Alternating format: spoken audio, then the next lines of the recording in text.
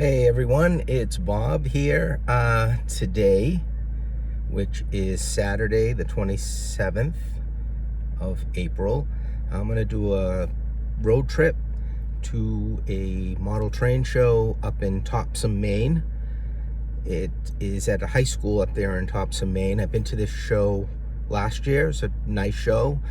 Not super big, but hey, it's great to go to a train show in the spring and do a little shopping, see if we can find any deals or what have you. I just love going to train shows, right? I'm addicted to them, probably like so many of you out there. So anyway, I got the truck gassed up and am ready to hit the road. And when I get there, we'll turn the camera back on. All right, so I made it to Topsham, Maine. It is the Great Falls Railroad Show, Model Railroad Show, that's held at the Mount Ararat High School here in Topsham. And the show starts at 10 a.m. I've got about 15 minutes and the doors will open. It's free parking up here. Not a big show, but I think it's a nice show. I've been here before. I was here last year, actually. So yeah, in 15 minutes, doors will open. It's a $5 admission charge, so you can't beat that, right, with the free parking. And hopefully we'll find some stuff. All right, so here we are at the train show. Books and box cars and some layouts here. I'm gonna do some walking around and take a look at what we got. Got some large stuff here, well lit up. This is the O-Gauge Model Railroad Club, Maine three-wheelers.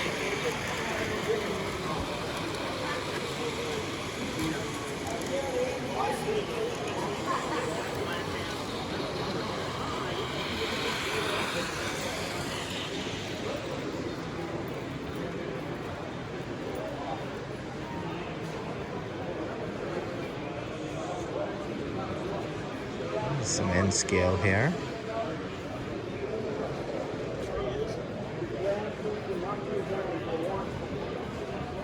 Michael, yeah.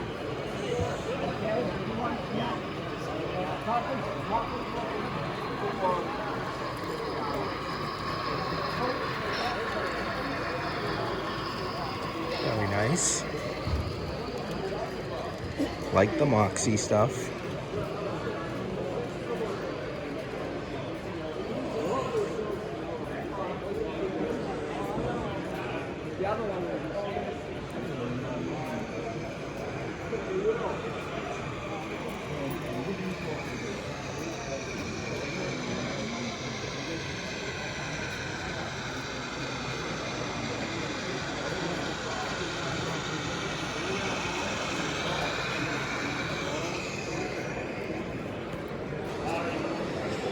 Okay, so at this table, I managed to find a couple of fine scale miniature kits. Now, this one, somebody had already started it inside, so unfortunately, I'm not gonna get that one, but I did get another one, which I will show later on for quite the good deal. He also had some Bar Mills billboard signs at this table. I went through all the boxes, so that was a good table to stop at. And I still have quite a bit. There's quite a bit packed into this little show here. And it's mostly HO scale and N scale stuff. New and old, a lot of box cars and kits.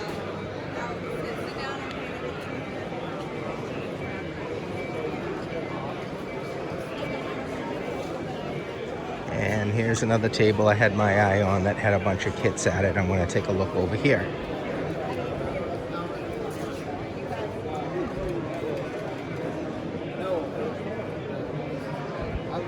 All right, I'm going to see what I can find here. Here's a real pretty kit that somebody built, did a really nice job on. Wolford Bramble, so that's an FSM kit that somebody built. I have to tell you that for the amount of work somebody did on this, and for complete, $150 is a darn good price if you wanted to spiff up your layout. I mean, they did a nice job, whoever built this one.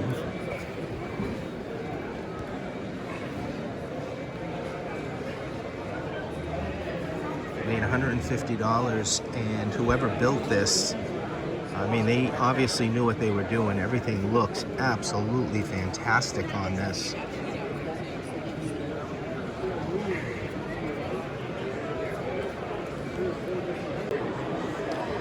So this is Jack Ellis's table. I've known Jack for years. I've known him for years. Through he always at the Bar Mills table in Springfield. Jack's a great builder of kits. You can see some of his work right here. So he's got some kits for sale that he's already built up here, and then he's also has some castings that he's pre-painted for a pretty good price over here, which I picked up from him last year, and I'll picked up some more this year. But yeah, if you ever get to Springfield and you go to the Bar Mills table, Jack Ellis is usually there doing some education modules. Great guy. Kind of a cool little layout. It's actually for sale.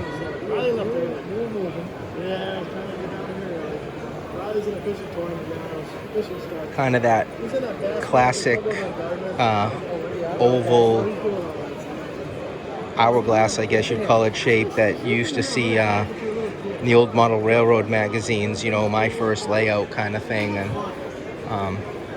yeah, very cool. Driving the boat himself? The yellow boat? Yeah.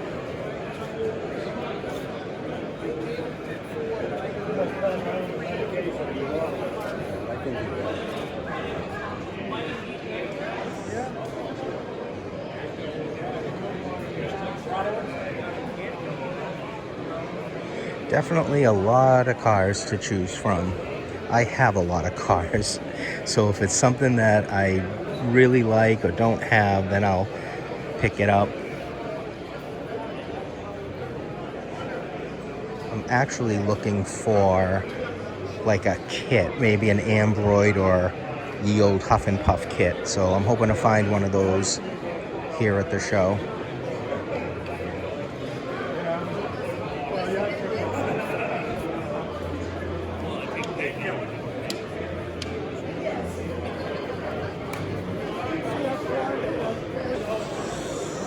Alright, gonna go down another aisle here, some large stuff, but then we've got some HO cars here. Take a look and see what we can find.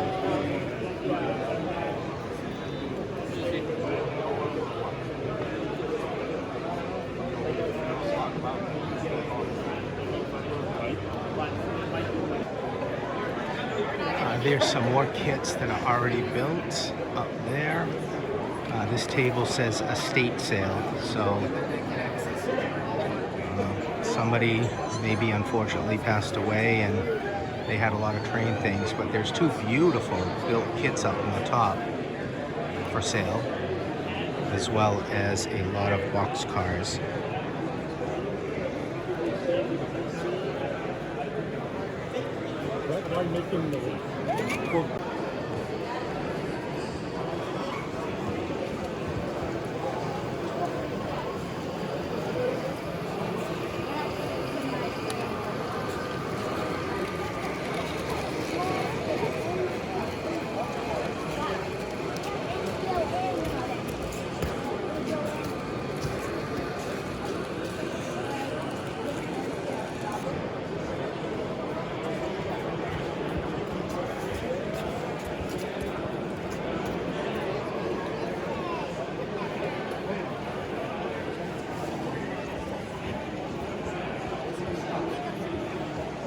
Get an overall view of the size of the show. It's just in the auditorium of the high school. Certainly a lot of vendors in a small area, I have to say.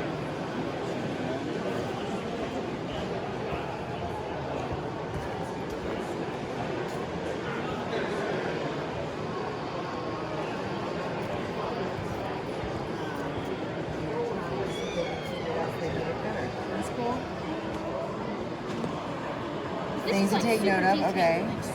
The rail spur on the far front right is narrow gauge. We followed the builder incorporated full gauge with Like superintendent.